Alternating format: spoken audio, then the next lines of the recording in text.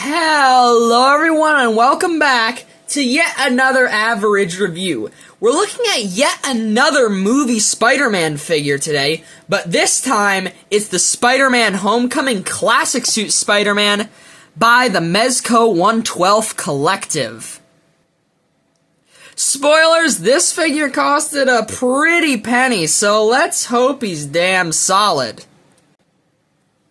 Of course, let's quickly get the box out of the way. It's got this, outer overlay thing, on the front we just got your standard logos and names. On the side we have more Mezco logos and the Homecoming Spider-Man logo. And on the back we get a shot of the figure, some really cool figure photography, and all the accessories it comes with, along with the disclaimer that this is not a toy for children. It's for adult collectors only.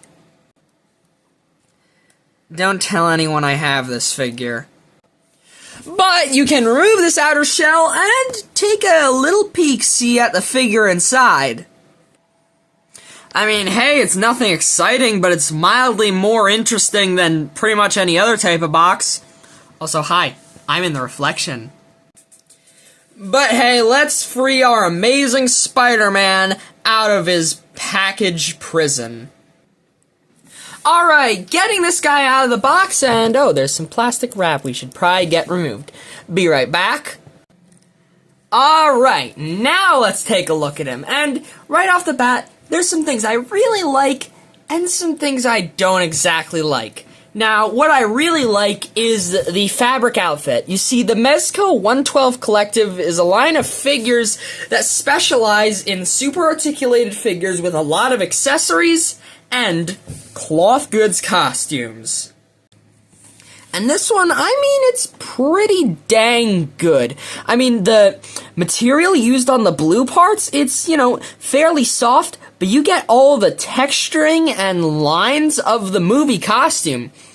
This red part is a bit more of a vinyl-y material, but the printing on it is really, really good.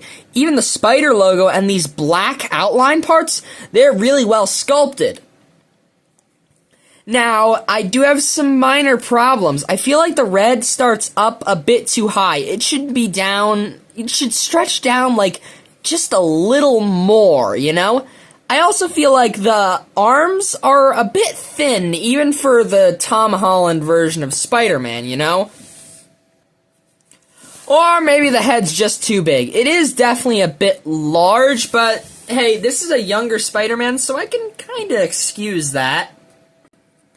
And hey, that head is very well sculpted. It's got all the texturing and panel lining and all that jazz that you'd want in a movie Spider-Man head sculpt. The problem is it doesn't really blend in well with the other parts of the costume, mainly the red. The red, well, it looks different on camera, not really so much in person, so, that's not really much of a problem. But there's a lot more texturing on the headpiece than the red on the actual costume, which there's none. But, back to the positives, obviously, since it's a cloth costume, there's not many visible joints other than the parts that, are plastic, like the wrists, the boots, and the head and neck. And that's all fine and good. There's also the logo on the back, which I believe Homecoming is the only Spider-Man movie costume to have that classic 60s circle with 8 legs spider logo. They all have a very, Tobey Maguire-esque one, where it's essentially just a bigger version of the chest logo, which is usually very, a very pointy spider logo. That's not really bad. I don't mind that, but hey, this 60s logo looks really damn nice, and Mezco did a great job of making it. There are seam lines back here, and honestly, I feel like they should have, if they could have, they should have hid it under this vinyl piece, but I don't know if they could have done that, so who knows. Now, looking down at the boots, since I haven't really been showing them off, and they're pretty nice, they got all the sculpting details similar to the wrist gloves and the head. And, they got the nice web lines and black paint on the shoes, too. And, hey, even the bottom of the feet are really well sculpted and painted. You know, of course they got the peg holes, but all the black lines are really, really nice. So hey, at least in terms of looks, this guy's pretty nice. He ain't perfect, but he definitely ain't bad, that's for sure. Alright, now let's see how good the articulation is on this guy. Now, usually cloth costumes impede articulation just ever so slightly. So maybe take that into consideration, and also, word of advice, don't leave this guy in super, bent poses, like, hunching forward, bending his elbows, because that might damage the vinyl fabrics on, the red parts of the costume. Same for the blue parts. Watch out for any kind of, scrunching or, parts that look like they could be torn. But starting off on the main plastic part of the figure, which you don't have to worry about that, his head is on a dumbbell joint, and he's actually got a ball-jointed neck. He can look up this far, which is pretty good, and unfortunately, though, he can't really look down. He does get fairly good tilt side to side, and all the way around at both the head and the neck. Now, I do have one other Mezco figure that I'll bring out later, and that one has a rotator cuff. I'm not sure if this one does, though. But he does have shoulders that can spin around. Once again, watch out for the fabrics here, and hinge up a very high amount, but once again, watch out for wrinkling in the fabric. He also has bicep swivel that gets him a bit of turning, although once again, it can't really get all the way around due to the fabric costume. He's got double jointed elbows with a really good bend, which I'd hope for. These arms are pretty skinny. He's also got wrist ball articulation, where you can swivel it at both the wrist and the base of the arm, and by moving those you can pretty much hinge the hands in any direction, which is pretty dang cool. Now he's got a diaphragm joint and a ball jointed waist. They get a fairly good amount of hunch forward, but once again, watch out for, creasing the costume. They also get a pretty good amount of arch back, tilt side to side, and twist. He's got ball-jointed hips that can kick about 90 degrees. Split not so far, unfortunately. And there's also a bit of thigh cut right there. He's got the standard double-jointed knees with a near-perfect bend, which is very nice. Unfortunately, no boot cut, and also I'm not sure exactly what style of foot articulation he has. I'm going to assume it's, similar to the wrist articulation, where it's, ball-jointed feet, since they can hinge backwards and forwards, tilt side to side, and also spin all the way around.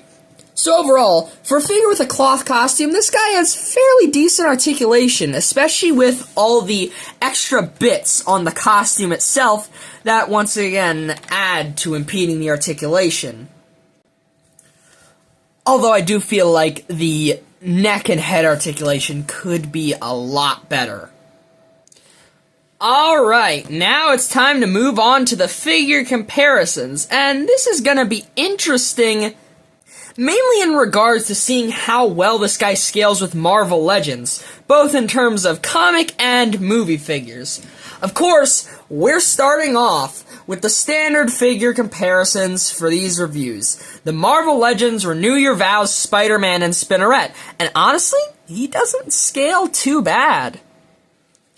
But hey, if you want to slide this guy in with the other two Spider-Men from No Way Home, well, here's how he looks with the Friendly Neighborhood Spider-Man and Amazing Spider-Man from the Marvel Legends No Way Home line.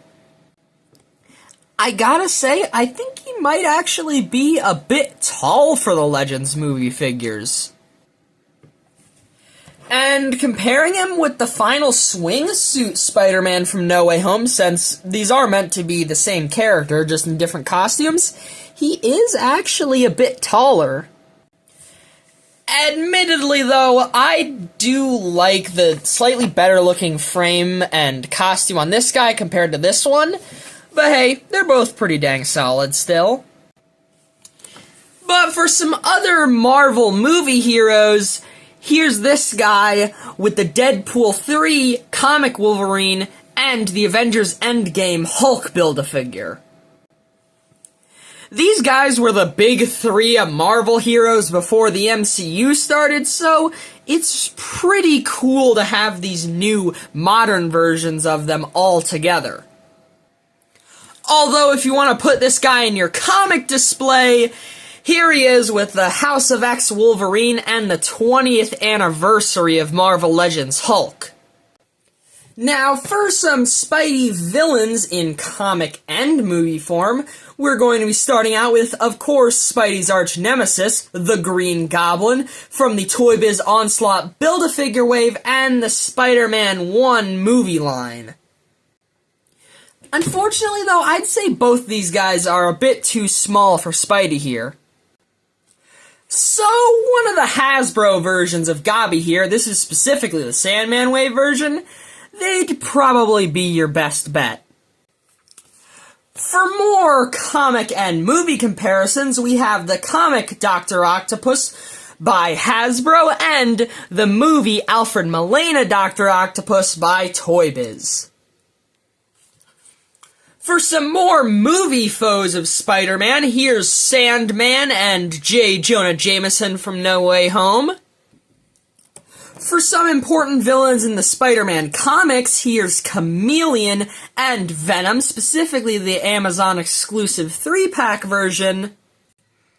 But for the main villain in Spider-Man Homecoming, here's the Vulture. This is specifically the Ultimate Marvel Comics version.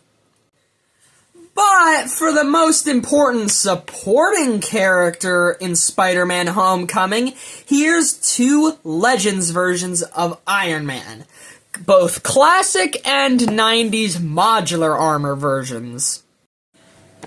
I did mention I had another Mezco 112 figure in my collection, and well, here he is. The Mezco 112 Classic Reverse Flash.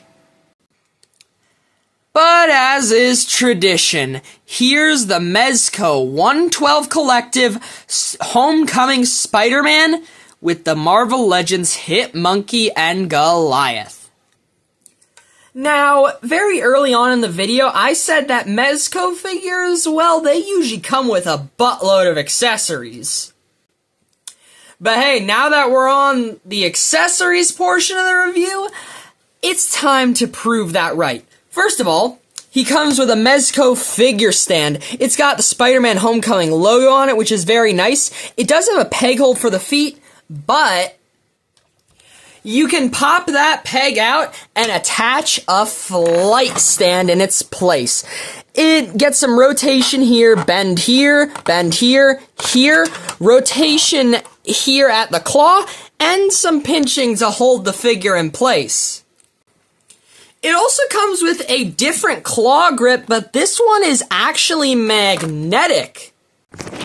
As you can see here, if you have the grip attached and you stick it on the fridge, he'll stick right in place, and while I probably won't get much use out of it, it's pretty damn neat. And hey, it's probably one of the most interesting figure stands I've ever seen.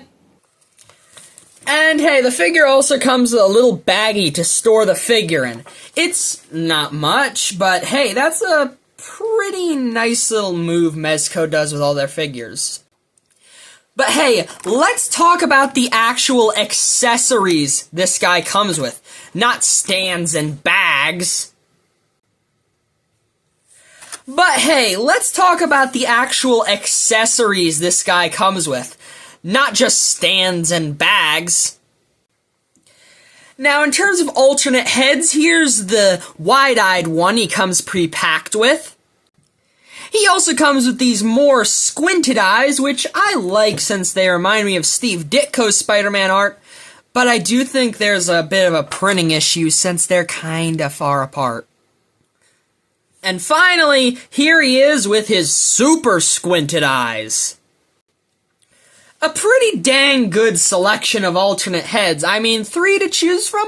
That's pretty good, although I do wish they were slightly different than just different levels of squintiness. Like, I don't know, maybe an alternate Peter Parker head, or one with, I don't know, red eyes to replicate that instant kill mode that was briefly seen in the movie. Moving on to hands, and he comes packaged with a pair of fists. Of course, since it's a Spider-Man figure, he comes with a pair of web-shooting hands. But if you look closely, you can see these little cutout notches in the hands. That's not a mistake, 'cause if you pull these hands out, you can plug in these really cool web-shooting effects. It's actually pretty simple. You just take the hand off, then you plug in one of the 2 web effects he comes with right here into the base of the hand, and then just put the hand back on the body. It's pretty dang intuitive, and honestly, probably the best way I've ever seen a company do Spider-Man's web effects. One of them is a more ball-shaped, web shooting effect, and another is a bit more net-like. And yeah, like I said, these are pretty dang cool.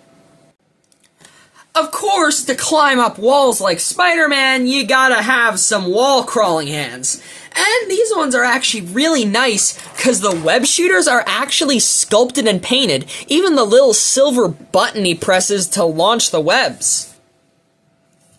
Now, he also has a single accessory holding hand. Now, you may be asking, what is that accessory?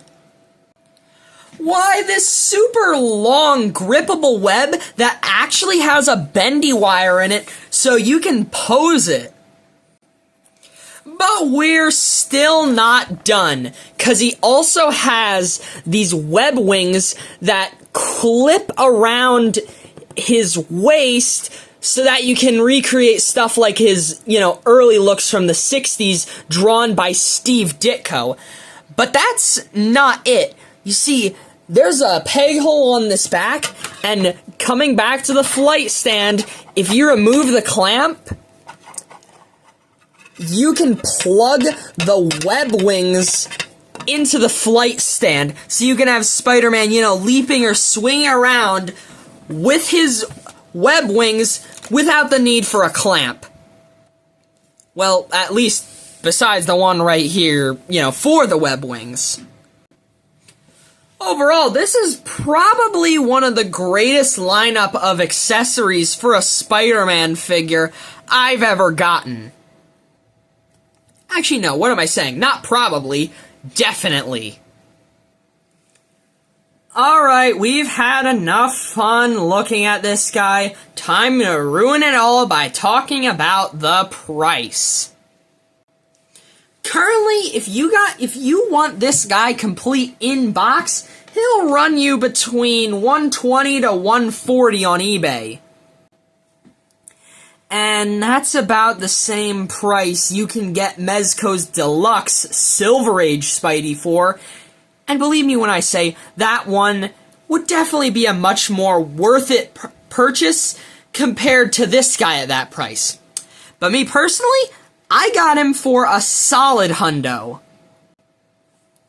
Yes, it's pricey, and yes, this guy isn't perfect, but that's still a really damn solid price point for a figure as good as this.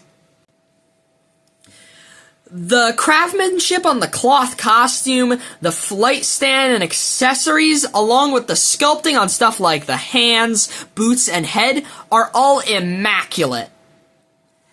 And the way they have the web wings connect to the flight stand is spectacular. But this figure isn't perfect. Granted, no figure is, but I do have to mention some of the negatives with this guy. His articulation is a bit limited in some areas, mainly the torso and the head.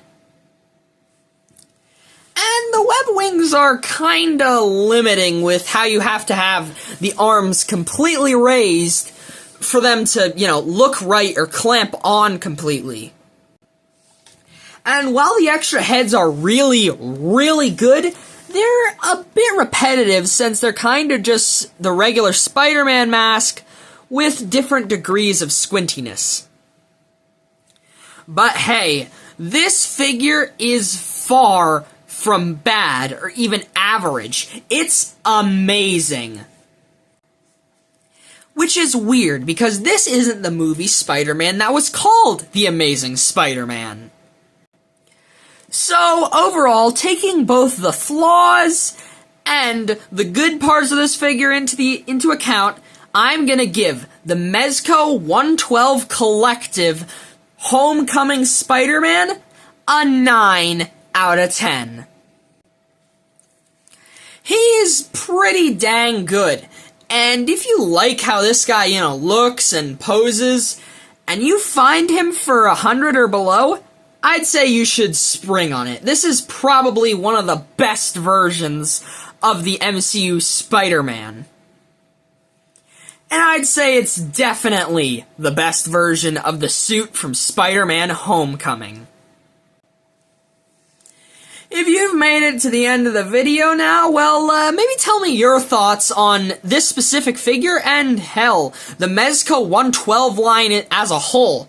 What do you like and dislike and, all that jazz? It's been great having you here and making this video, but until next time, have a great day, 'cause you deserve it. Bye-bye.